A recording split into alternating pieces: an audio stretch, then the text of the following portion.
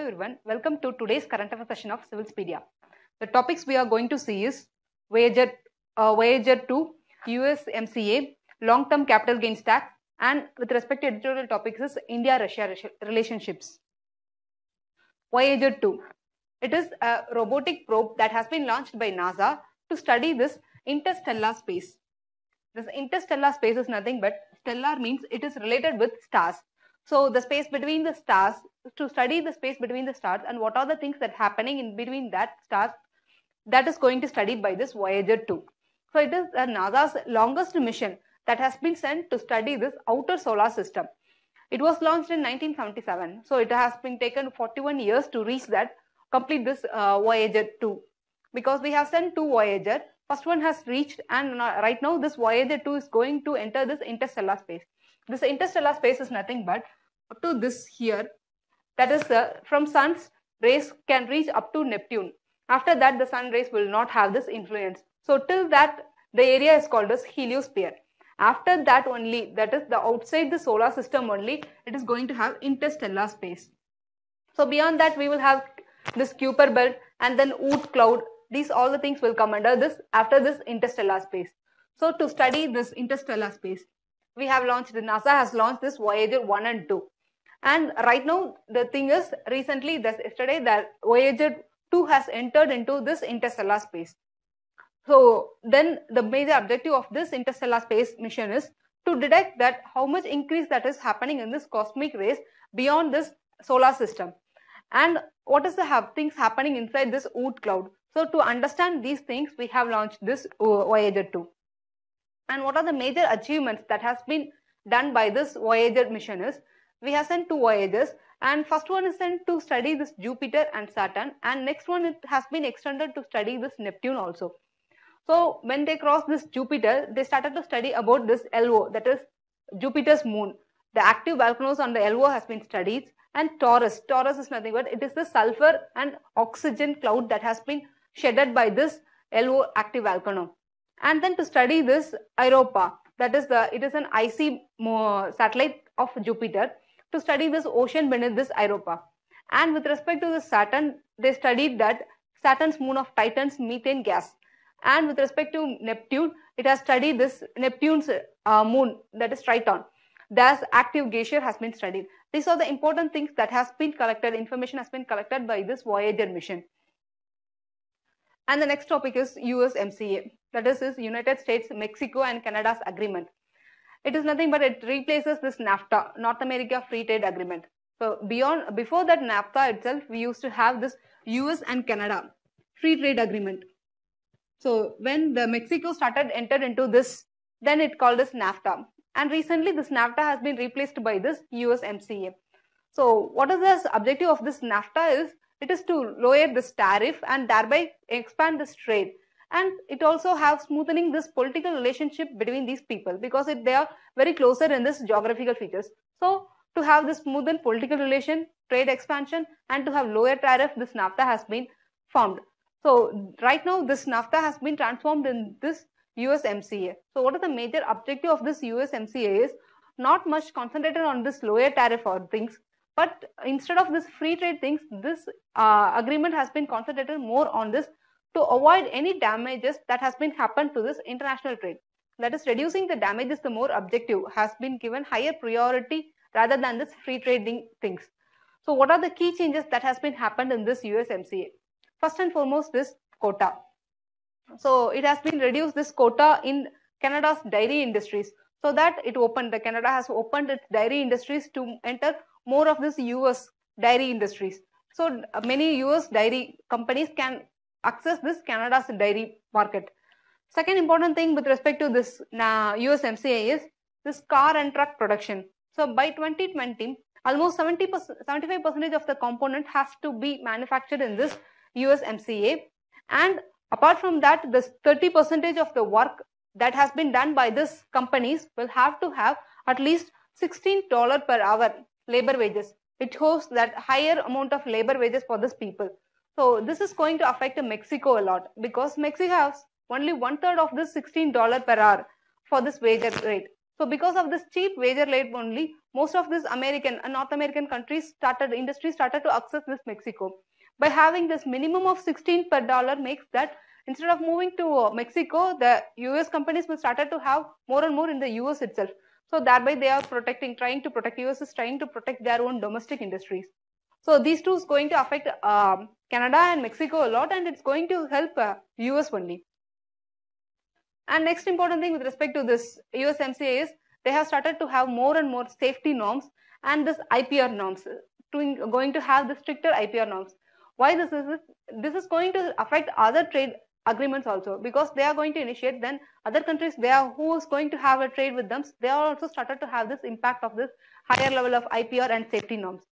And the committee has said, this agreement has said that for after the 6 years, this will be reviewed and how much impacted it has been on the society, so that what are the changes it has happened to make this more benefit to all the three peoples.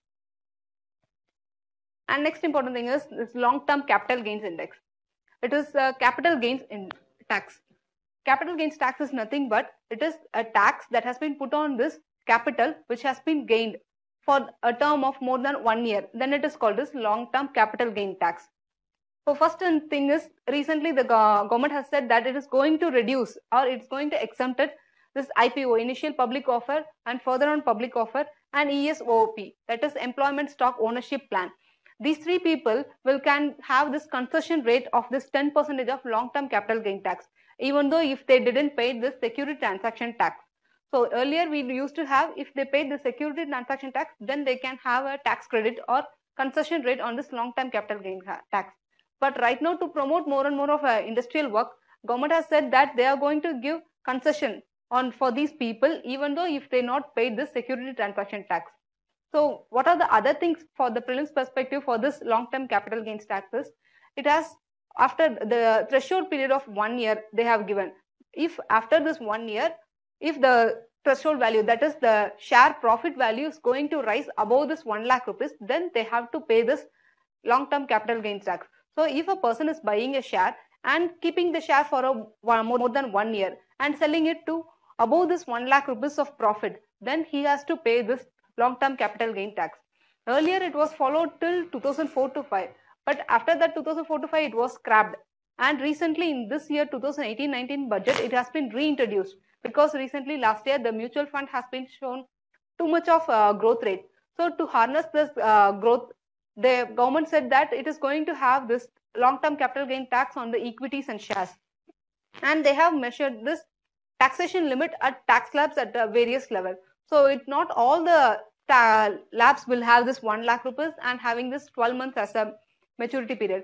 Instead of that, each and every equity shares will have a different levels of threshold period. Because for listed companies it will have 12 months, and for some non-listed companies it has extended to 36 months. So there has been more and more tax slabs and threshold periods for this long-term capital gains tax. Apart from that, they have said that this was introduced in this year budget only, and in this year budget they have introduced this grandfathering clause for this capital gains tax, because it is going to shatter this equity market a lot.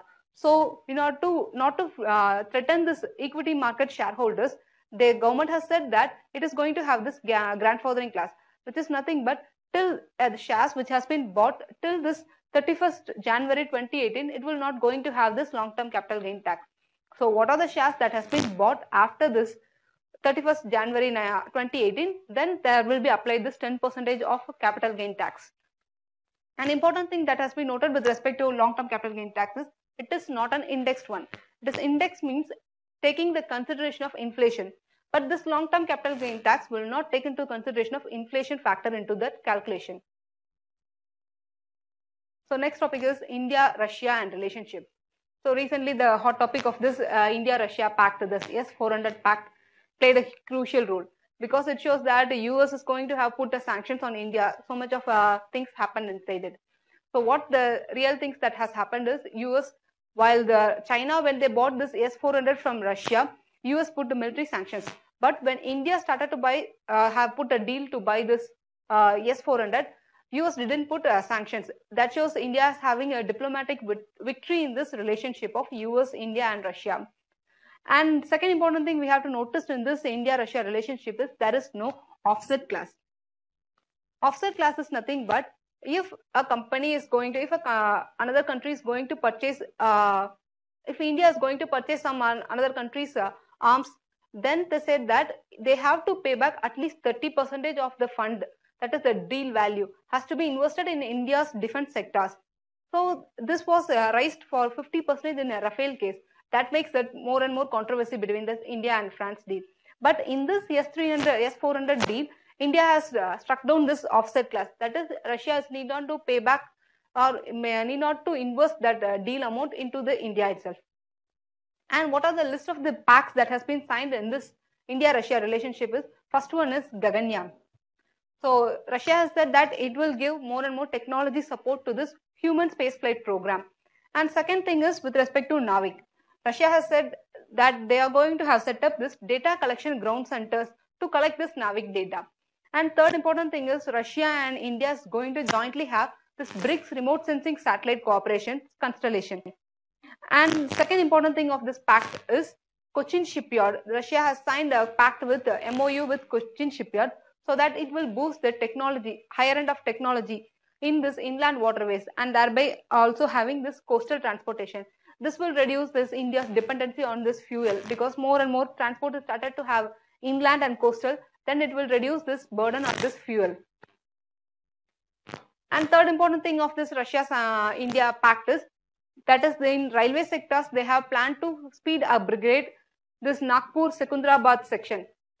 And with respect to this fertilizer production is, Russia is one of the leader in this world to extract this mineral and fertilizers. So it is going to have, Russia is going to give more and more technology knowledge of how to extract this fertilizer, that is especially potash. And also Russia is planning to invest more and more in India's fertilizer production. And the both countries has said that they are going to encourage more and more transaction with respect to their national currencies, thereby reducing their dependency on this US dollar. And then Putin has invited Modi for this Vladivostok or Eastern Economic Forum. It shows that India can enter into this more and more foreign direct investment for this Russia in this Eastern Economic Forum. And apart from that, the most important thing of S-400 triumph, the deal. This is one of the best air defense system in this world that Russia has possessed. What are the specialities of this S-400 is why India is giving much importance to this by this S-400. First and foremost thing is, it is this long range surface to air missile. And the ranges it covers up to 400 km, and it can have targets of up to the altitude of 30 km. So it can target many things, and it can even detect this stealth missile. That is the important quality of this S-400, because this stealth missile cannot be detected by the radar that much easily. But this S-400 can detect this stealth missiles also. That is the important thing. But only disadvantage of this is it cannot detect this ICBM target, that is intercontinental ballistic missile, because it goes beyond the altitude of 30 km. So that this S-400 will not target this ICBM. Except this ICBM, it can target all other missile system. And the speed of this S-400 is Mach 14 or 4,800 meter per second. Thereby, by having this S-400, India can attack this China's hypersonic missiles. So it makes India to be strategically potential against this China. And another most important thing of our speciality of this S-400 is the deployment time. The deployment time is only 5 minutes. While compared to US Patriot, it takes almost 25 to 30 minutes. So that shows it is so much fast deployment time. And it is very easy to transport this missile. And another speciality of this missile is we can launch it at this 90 degrees so that we can have more and more accuracy target. And what are the things that India have with respect to this surface to air missile? This S-400 is also surface to air missile, long range one. What India has indigenously built is Akash and Barak 8, surface to air launch missiles. But they have coverage of only 100 kilometers. So beyond the 100 kilometers, we don't have any other potential to attack this missiles. So that only we have more and more key eyes on this S-400. And this S-400 is nothing but it is an upgradation of S-300. And this S-400 has been also given to this China a few years back.